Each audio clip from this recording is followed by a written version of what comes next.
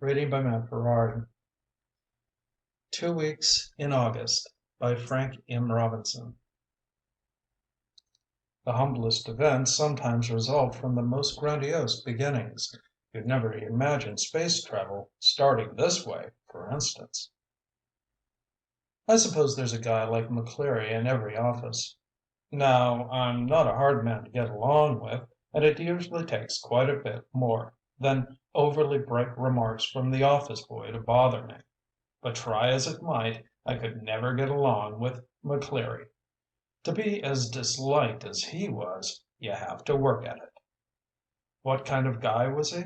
Well, if you came down to the office one day proud as punch because of something little Johnny or Josephine had said, it was a sure cinch that McCleary would horn in with something his little Louie had spouted off that morning. At any rate, when McCleary got through, you felt like taking Johnny to the doctor to find out what made him subnormal. Or maybe you happened to buy a new Super 8 that week and were bragging about the mileage, the terrific pickup, and how quickly she responded to the wheel. Leave it to McCleary to give a quick rundown on his own car that would make you feel like selling yours for junk at the nearest scrap heap. Well, you see what I mean. But by far the worst of it was when vacation time rolled around. You could forgive a guy for topping you about how brainy his kids are, and you might even find it in your heart to forget the terrific bargain he drove to work in. But vacation time was when he'd really get on your nerves. You could pack the wife and kids in old Reliable and roll out to the lake for your 2 weeks in August. You might even break the bank and spend the 2 weeks at a poor man's Sun Valley. But no matter where you went, when you came back, you'd have to sit in silence and listen to McCleary's account of his vacation in the Adirondacks, or his tramp in the Canadian wilds, or maybe even the old French Quarter. The trouble was, he always had the photographs, the ticket stubs, and the souvenirs to prove it. Where he got the money I'll never know. Sometimes I'd tell the wife about it and she'd sniff and wonder what kind of shabby house they lived in that they could afford all the other things. I never looked him up myself. Tell you the truth, I was afraid I'd find the McClearys lived on Park Avenue. Now, you look forward to a vacation all year, but particularly during the latter part of July, when, what with the heat and the stuffy office, you begin to feel like a half-done hot dog at a barbecue. I was feeling even worse than usual as I was faced with spending my 2 weeks in my own backyard, most of my vacation dough having gone to pay the doctor. The only thing I minded was having McCleary find out about it and seeing that phony look of sympathy roll across his fat face while he rambled on about the vacation he was going to have. It was lunchtime, and we had just finished talking about the latest on television and what was wrong with the administration and who'd win the pennant when Bob Young brought up the subject of vacations. It turned out he was due for a trip to the Ozarks, and Donnelly was going after wall-eyed pike in northern Wisconsin. I could sense McCleary prick up his ears clear across the room. "How about you, Bill?" Donnelly asked me. "Got any plans?" I winked heavily and jerked a thumb warningly toward McCleary, making sure McCleary couldn't see the gesture.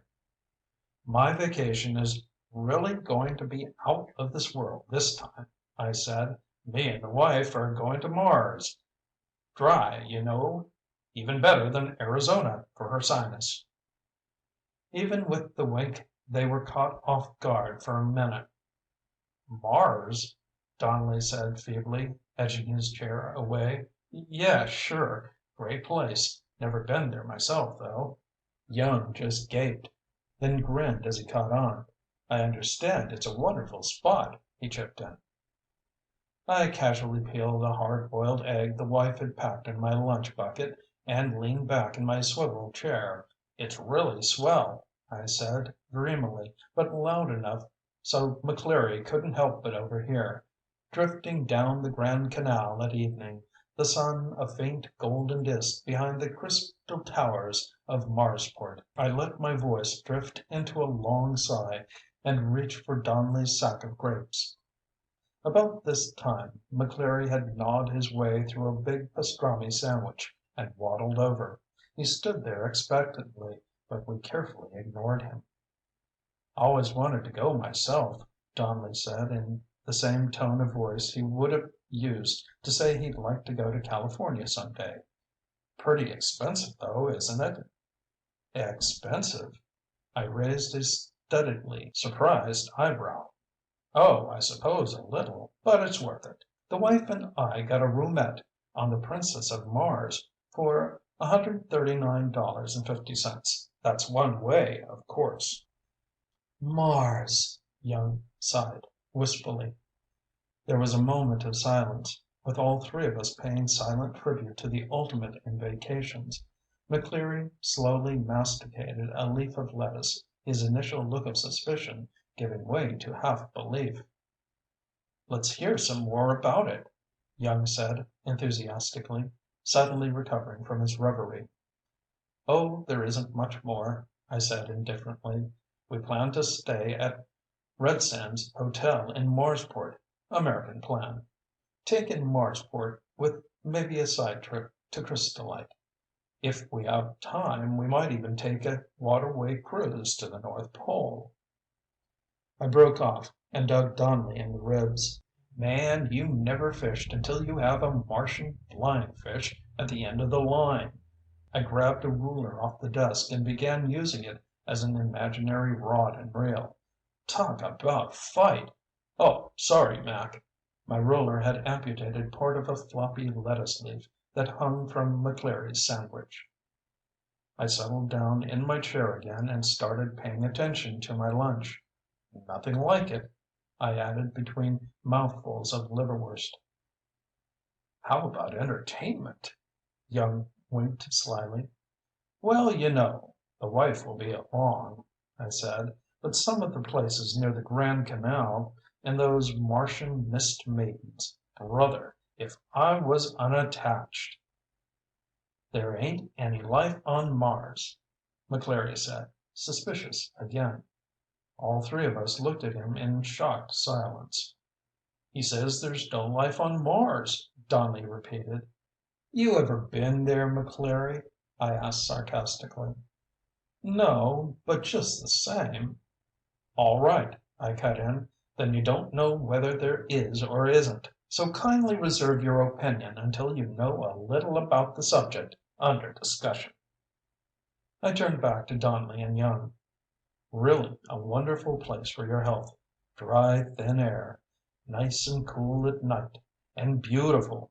From Marsport you can see low slung mountains in the distance, dunes of soft, red sand stretching out to them. If I were you, Bob, I'd forget all about the Ozarks and sign up on the rocket." "There ain't any rockets going to Mars," McCleary said obstinately. "Isn't," I corrected. "I mean, there is. Besides, McCleary, just because you never heard of something doesn't mean it doesn't exist."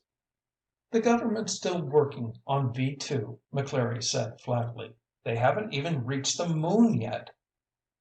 I sighed softly, acting disgusted at having to deal with somebody as stupid as McCleary. "Mac, that's the government, and besides, they're dealing with military rockets." "And did you ever hear of the government perfecting something before private industry? Who perfected the telephone, the radio, television? The government? No, private industry, of course. Private industry has always been ahead of the government on everything, including rockets. Get on the stick, Mac." McCleary started in on his lettuce leaf again, looking very shrewd. "How come I never heard of it before now?" he asked, springing the clincher argument. "Look, Mac, this is relatively new. The company's just starting. Can't afford to take full page ads and that sort of thing. Just give 'em time, that's all. Why, a couple of years from now you'll be spending your vacation on Venus or Jupiter or some place like that. From now on, California and the Bahamas will be strictly old hat." McCleary looked half believing. "Where'd you get your tickets?" I waved vaguely in the direction of downtown. There must be at least a couple of agencies downtown. Might even be able to find them in the phone book. Look under Interplanetary Rocket Lines, or something like that. You might have a little difficulty, of course. Like I say, they're not too well advertised." McCleary was about to say something more, but then the 1 o'clock bell rang and we went back to the office grind. Well, McCleary didn't say anything more about it the next day, even though we'd throw in a chance comment about Mars every now and then, as if it were the most natural thing in the world. But Mac didn't rise to the bait. We gradually forgot about it. The next couple of weeks came and went, and then my 2 weeks in August. Like I said before, my vacation dough had gone to pay the doctor, so I stayed at home and watered the begonias. The Monday morning after vacation, we were all back in the office. If anything looked more fagged than we had when we left. When lunchtime rolled around, Donnelly and Young and I piled our lunches on Donnelly's desk. His desk was near a window on the north side of the building, so we could get the breeze, and talked about what we had done during vacation. McCleary ambled up, and like it usually does after McCleary comes around, the conversation just naturally died down. After a 2 minute silence, I finally took the hook. "Okay, Mac," I said. "I know you're just dying to tell us. Where did you go?" He almost looked surprised. "To Mars," he said, like he might have said Aunt Minnie's. The three of us looked blank for a minute, and then we caught on. It took us a while to recover from laughing, and my sides were still aching when I saw McCleary's face. It definitely had a hurt look on it. "You don't think I did?" he accused us. "Oh, come off it, McCleary," I said crossly. "A gag's a gag, but it can be carried too far. Where'd you go? California? Oregon? Someplace like that?" "I said I went to Mars," McCleary repeated hotly, "and I can prove it." "Sure," I said, "like I can prove the world's flat and it's supported by 4 elephants standing on a turtle's back like the old Greeks." I cut off. McCleary had thrown a couple of pasteboards on the desk, and I'd picked them up. The printing on it was like you see on a Pullman ticket. It said something about a roomette, first class passage on the Martian Prince, for $154.75, and there was even a place where they had the tax figured. In two blanks at the top of the ticket, they had it filled out to E. C. McCleary and wife. The bottom half was torn off just like they do with train tickets. "Very clever," I said, "but you shouldn't have gone to all that trouble to have these printed up." McCleary scowled and dropped a little bunch of Kodachrome slides on the desk. I took one and held it up to the light. It showed Mac and his wife mounted on something that looked like a cross between a camel and a zebra. They were at the top of a sand dune, and in the distance you could see the towers of a city. The funny thing was the towers looked a little, but not much, like minarets, and the sand dunes were colored a beautiful pink. I passed it on to Donnelly and Young and started leafing through the rest. They were beautiful slides. McCleary and spouse in front of various structures in a delicately tinted marble and crystal city. McCleary in a pink and black boat on a canal that looked as wide as the Mississippi. McCleary standing on a strangely carved sandstone parapet, admiring a sunset caused by a sun looking half as big as ours. And everywhere were the dunes of pink sand. "Pictures can be faked, Mac," I said. He looked hurt and got some things out of his desk. A sateen pillow with scenes like those on his snapshots, an urn filled with pink sand, a tiny boat like a gondola, only different, a letter opener made out of peculiar bubbly pink glass. They were all stamped 'Souvenir of Mars,' and that kind of junk you don't have made up for a gag. I know mass-produced articles when I see them." "We couldn't afford the first class tour," McCleary said expansively, "but I figure we can cover that next year." He turned to me puzzledly. "I asked the passenger agent about the Princess of Mars, and he said he had never heard of the ship. And it's Mars City, not Marsport. Couldn't understand how you made a mistake." "It was easy," I said weakly. I pointed to the pasteboard ducats. "Where'd you get these, Mac?" He waved generously in the direction of downtown. "Like you said, there's a couple of agencies downtown." "You know, sometimes I think we misjudged McCleary. It takes a while to get to know a guy like Mac. Maybe his Louie is brighter than Johnny, and maybe his chugmobile is something terrific. For the last few years, all on account of Mac, my 2 weeks in August have really been well spent. Beautiful. Why, from Mars City you can see low-slung mountains in the distance and dunes of soft red sand stretching out to them, and the sunsets when you're standing on the parapets of that delicate crystal city. And, man, fishing in the Grand Canal.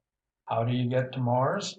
There's probably a couple of agencies in your own town. You can look them up in your phone book under 'Vacation at the Planets of Pleasure' or something like that. They might be a little difficult to find, though. You see, they're not very well advertised yet." End of 2 Weeks in August, by Frank M. Robinson.